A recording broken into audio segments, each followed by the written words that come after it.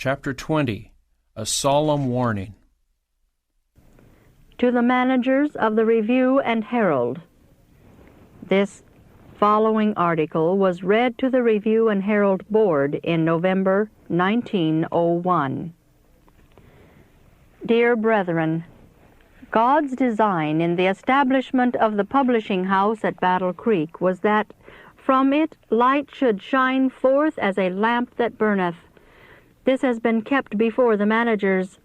Again and again they have been told of the sacredness of God's office of publication and of the importance of maintaining its purity.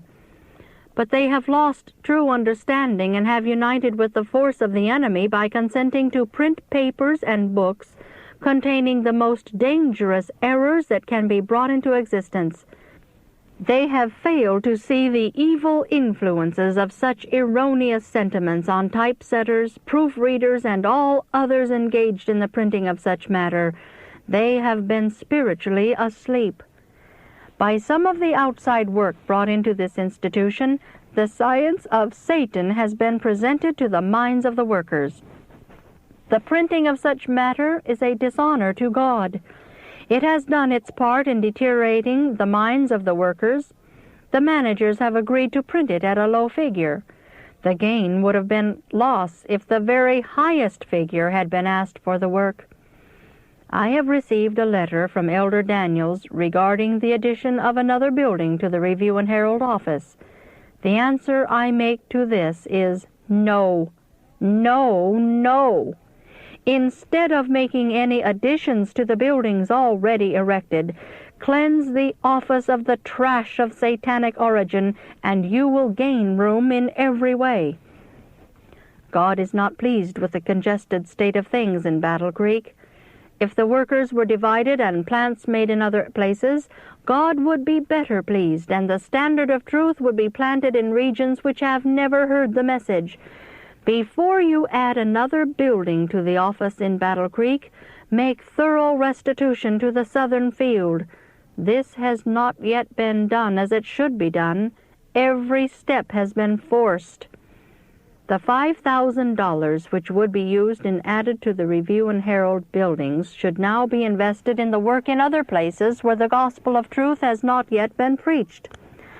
I feel a terror of soul as I see to what a pass our publishing house has come. The presses in the Lord's institution have been printing the soul-destroying theories of Romanism and other mysteries of iniquity. The office must be purged of this objectionable matter. I have a testimony from the Lord for those who have placed such matter in the hands of the workers. God holds you accountable for presenting to young men and young women the fruit of the forbidden tree of knowledge. Can it be possible that you have not a knowledge of the warnings given to the Pacific Press on this subject? Can it be possible that with a knowledge of these warnings you are going over the same ground, only doing much worse? It has often been repeated to you that angels of God are passing through every room in the office. What impression has this made on your minds? You have given matter containing Satan's sentiments into the hands of the workers, bringing his deceptive, polluting principles before their minds. The Lord looks upon this action on your part as helping Satan to prepare his snare to catch souls. God will not hold guiltless those who have done this thing. He has a controversy with the managers of the publishing house. I have been almost afraid to open the Review, fearing to see that God has cleansed the publishing house by fire. The Lord has instructed me that those who cannot see the wickedness of cooperating with Satan by publishing his falsehoods might better seek some work in which they will not ruin our youth, body, and soul. There is danger that the standard of truth and righteousness will be so lowered that God will bring his judgments upon the wrongdoers. It is high time that we understood what spirit has for years been controlling matters at the Review and Herald office.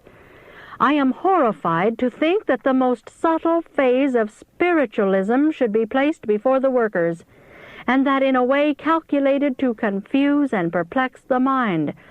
be assured that Satan will follow up the advantage thus given him. The Review and Herald office has been defiled as the temple was defiled, only the result has been tenfold more disastrous. Overturning the tables of the money changers, Christ drove the sheep and cattle from the precincts of the temple, saying, "It is written, my house shall be called the house of prayer, but ye have made it a den of thieves."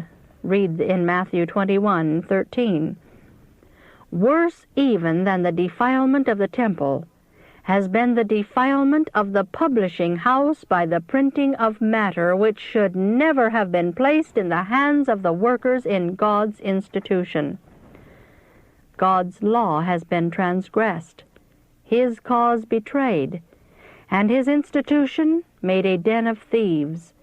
The work of printing and circulating stirring appeals for the truth, which should have been placed first, to which the time and the talent of the workers should have been devoted, has received little or no attention. The commercial work, some of it of a most objectionable character, has gradually assumed the supremacy. This work has absorbed the energies which should have been devoted to the publication of literature of the purest quality and the most elevating character. Time has been wasted, talent misapplied, and money misappropriated. The work which ought to have been done has been left undone. Satan's sentiments have exalted. His theories have been printed by presses which should have been used to prepare the truth of God for circulation. Men have coveted promotion when their principles were under the ban of God's displeasure. Loss is infinitely better than dishonorable gain. Oh, what will God do with the time servers? Think you that Jesus will stand in the printing establishment to work through human minds by His ministering angels, to make the truth coming from the press a power to warn the world that the end of all things is at hand, while Satan is allowed to pervert the minds of the workers right in the institution? The light I have is, refuse to print another line of this pernicious matter.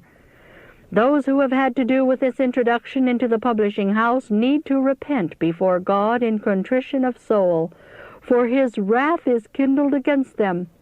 Let this class of work be forever excluded from our publishing houses. Give more time to the publication and circulation of the books containing present truth. See that your work in this line reaches perfection. Do all in your power to diffuse throughout the world the light of heaven. The apprentices and the other workers must not be so rushed and hurried that they have no time to pray. The youth in our publishing houses should be educated as were the youth in the schools of the prophets. They should be prepared to take hold of the work in new places. If the men who heard the message given at the time of the conference, the most solemn message that could be given, had not been so unimpressionable, if in sincerity they had asked, "Lord, what wilt Thou have me to do?" the experience of the past year would have been very different from what it is. But they have not made the track clean behind them. They have not confessed their mistakes. And now they are going over the same ground in many things, following the same wrong course of action, because they have destroyed their spiritual eyesight. The message of the third angel is to prepare a people to stand in these days of peril. It is to be proclaimed with a loud voice, and it is to accomplish a work which few realize. John writes, "I saw another angel fly in the midst of heaven, having the everlasting gospel to preach unto them that dwell on the earth, and to every nation and kindred and tongue and people, saying with a loud voice, Fear God and give glory to Him, for the hour of His judgment is come. And worship Him that made heaven and earth and the sea and the fountains of waters." And there followed another angel, saying, "Babylon is fallen, that great city, because she made all nations drink of the wine of the wrath of her fornication."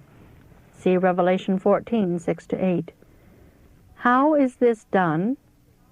by forcing men to accept a spurious Sabbath.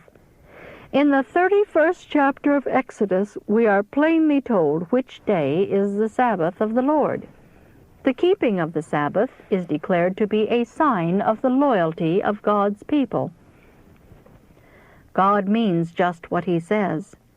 Man has interposed between God and the people, and the Lord has sent forth the third angel with the message, "If any man worship the beast and his image, and receive his mark in his forehead or in his hand, the same shall drink of the wine of the wrath of God, which is poured out without mixture into the cup of his indignation. And he shall be tormented with fire and brimstone in the presence of the holy angels and in the presence of the Lamb."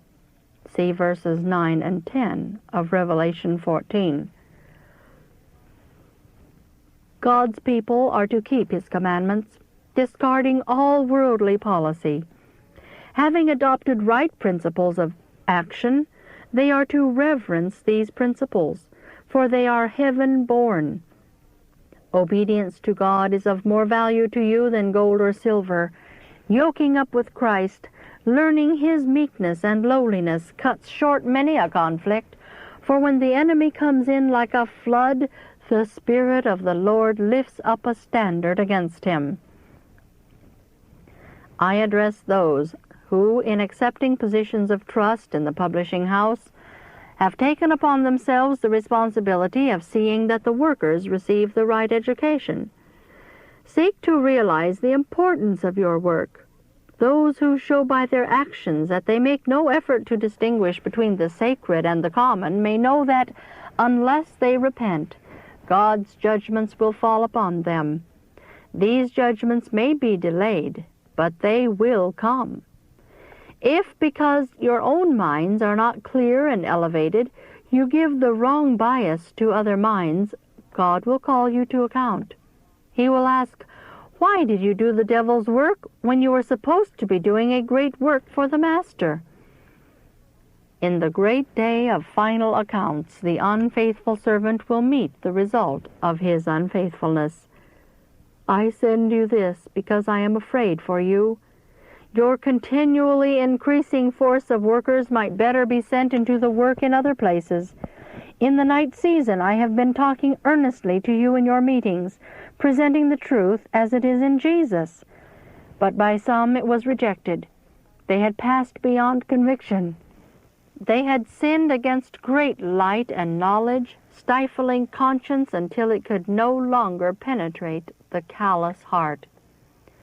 Some have so long sacrificed principle that they cannot see the difference between the sacred and the common. Those who refuse to give heed to the Lord's instruction will go steadily downward in the path of ruin.